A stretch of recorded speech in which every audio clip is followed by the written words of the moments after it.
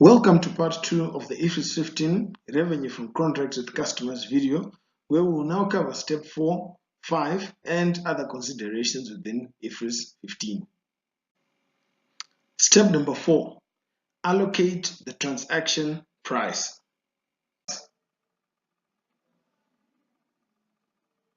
Here is how you allocate the transaction price. 1. You allocate to each performance obligation based on relative stand-alone selling prices, unless clear that discount or variable consideration relates to only one good or service.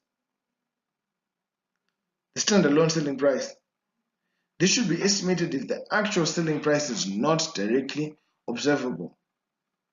And the possible estimation methods include cost plus reasonable margin, market prices with similar goods or services, residual approach when selling price is highly variable. The standalone selling prices for goods sold by retail and consumer product entities are often directly observable because many of the goods are regularly sold on a standalone basis. Allocating the transaction price. It is different from IAS 18 in that under IAS 18, several allocation methods are acceptable, for example, fair value, residual.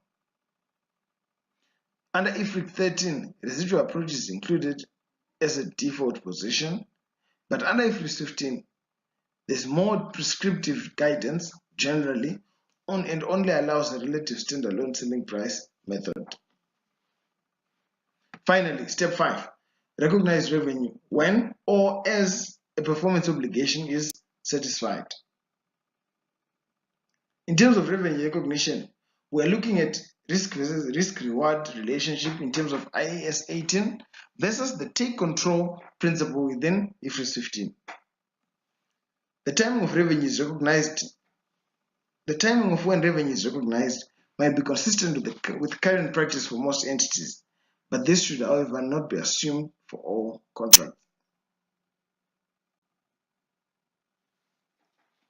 Let us look at recognition of revenue over time or at a point in time and the factors that influence that. If the customer receives benefits as performed or another would not need to re-perform, then yes, they are recognized over time. However, if the answer to that question is no, then does it create or enhance an asset customer controls, for example, house on customer land, and it still would be recognized over time? If it does not satisfy that criteria, the last question is, does it create or does not create assets with alternative use and rights to payment for work to date? If it is a yes, then over time. If the answer to all of the questions is no, then you recognize inventory at a point in time.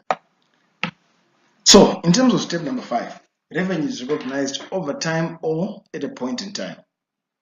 If revenue is measured over time, then you recognize by measuring progress towards complete satisfaction of the performance obligation.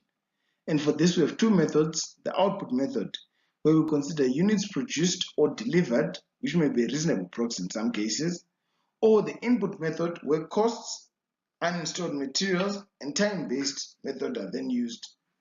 The method selected should be applied consistently to similar contracts with customers.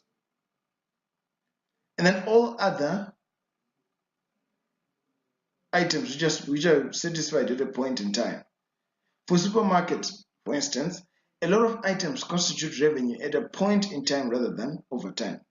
And the indicators of control include present right to payment, legal title, physical possession, risks and rewards of ownership, and customer acceptance. How is this different to IAS 18? Under the old revenue standard, revenue is recognized based on transfer of risk and rewards. Now it is based on transfer of control. And IFRS 15 effectively provides guidance as to what is a good and what is a service over time versus point in time. Let us look at a knowledge check to try and cement our understanding of the 5-step model. Entity sells products X, Y, and Z to the customer under the following terms. 12 million is the contract price, and 50% is paid upfront, 50% when all three are delivered. Each sold separately for $5 million each. Product X is a good controlled transferred at a point in time. This is given. Product Y is also a good and control is transferred at a point in time, whereas service Z is a service transferred over 1 year. Let us now look at the solution, and hopefully the steps will make more sense as we go through them. Step 1. A signed contract exists between the company and the providers of the product and the service. Step 2. The customer can benefit from X, Y, and Z separately as they are sold separately, so it is 3 performance obligations. Step 3. The transaction price is fixed at $12 million. Step 4. The total standalone price is equal to $15 million and each product comprises 5 million of that 15, and the transaction price still stands at 12 million. Therefore, 1/3 will be allocated to each product. Consequently, in step 5, we will recognize revenue and control of X or Y transfers at $4 million each, and we recognize over the period that Z is provided, as that one is provided over time. IFRS 15 also has other considerations that you can go through for further guidance, which are not necessarily covered in this course.